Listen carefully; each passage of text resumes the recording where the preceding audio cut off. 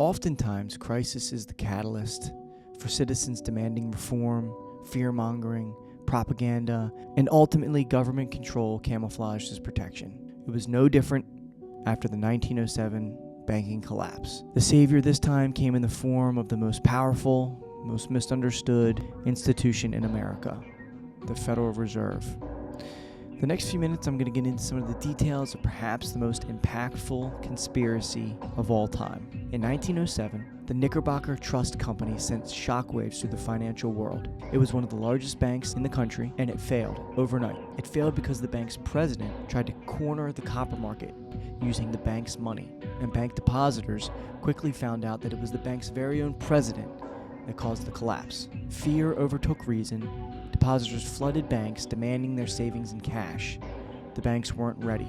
Lines stretched down city blocks. Businesses suddenly starved of capital, couldn't pay for supplies or employees. Layoffs began. Wheels and gears of the economy ground to a halt. Trust companies began to collapse under the pressure, unleashing a cascade of economic panic. It threatened to pull the entire system apart. Over 50% of New York's trust companies either suspended operations or failed entirely. The government was helpless. So who saved the economy? As we all know, the banking system is well and healthy here in 2025. Well, it wasn't Congress, it wasn't the president, an opportunist, a single man, J.P. Morgan. Never let a good crisis go to waste. Well, J.P. Morgan certainly didn't. He gathered his buddies, some of the nation's top bankers, in his personal library and forced them to fund the bailout. The entire American economy was saved by one man and a couple of his buddies, and that terrified the public. Whenever there's crisis, who steps in to tell everybody everything's going to be fine and they're going to figure it out? The federal government, Congress. We've all heard of Congress forming special committees to tackle some problem. And if you're like me, you often think, okay, they've got it handled. They'll take care of it. Congress sold the people and formed the National Monetary Commission to prevent future panic, to make sure that above all else, they broke up what they called the money trust, a concentration of private wealth. The American people were told that the problem was the concentration of wealth. A few men throughout the world were elites. They controlled money, they controlled rules, and they needed to be stopped. The elites created the boogeyman, they named the boogeyman, and they told the people they were going to take down the boogeyman. So the National Monetary Commission, who was it headed by? A group of economists?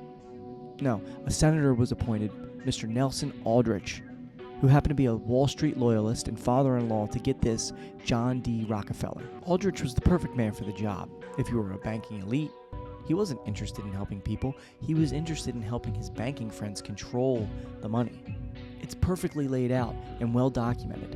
In 1910, Aldrich summoned a group of men to his private train car, where in secrecy, they would go to an island and spend a week hammering out the blueprint for what would become the Federal Reserve Act, the act that was sworn into law to create the Federal Reserve. Aldrich gathered these men and told them to come to his train car at night. Don't use your real name. Don't acknowledge each other. We're not allowed to talk to one another when on the train. And I can't tell you where we're going. Isn't that strange? So who were these men? They weren't public servants. They were shadow operators working in the interest of private wealth, not public.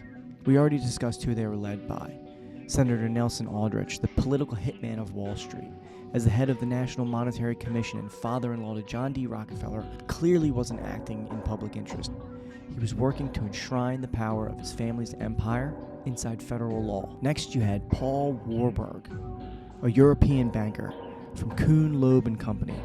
He had direct connections to the Rothschilds family. Warburg was the intellectual mastermind, importing the European central banking model to America and dressing it up as domestic reform. Next was Frank Vanderlip. He was president at the time of National City Bank, which is now known just as Citibank.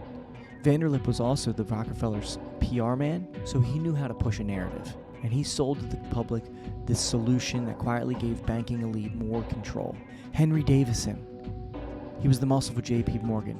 He was there as JP's top lieutenant.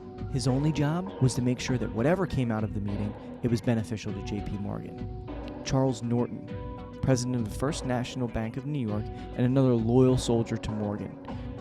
And last but not least, we had A. Piatt Andrew, who, at the time, was Assistant Secretary of the Treasury, the United States Treasury.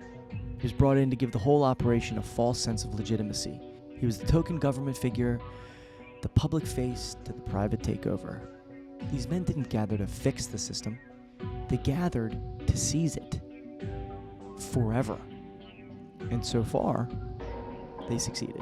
You see, all of this is public knowledge now. It's in books, you can read about it, you can research it, but it was all a secret till well after it was sworn into law in 1913 via the Federal Reserve Act.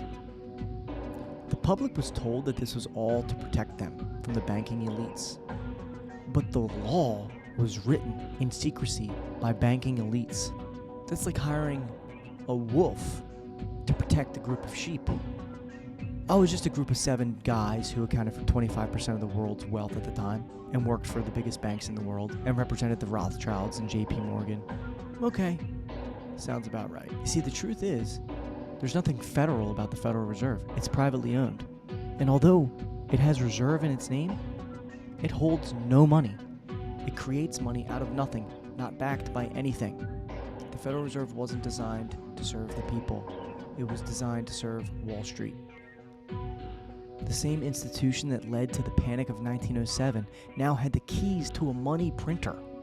So now that we know who created the Federal Reserve and under what circumstances it was created, do we still feel really good about them controlling our interest rates, controlling the money supply, deciding when to print money, deciding what projects to fund, what banks to bail out? It can make credit easier or harder to come by, and you have no vote in it. Your mortgage, your debt, your buying power, it's all tied to a system that was created by a bunch of greedy bankers, a bunch of dead guys. The Federal Reserve was never about protecting the people, it was about consolidating power. The Federal Reserve wasn't born out of patriotism, it was born out of a secret meeting between government insiders and banking elites to rig the economy in their favor.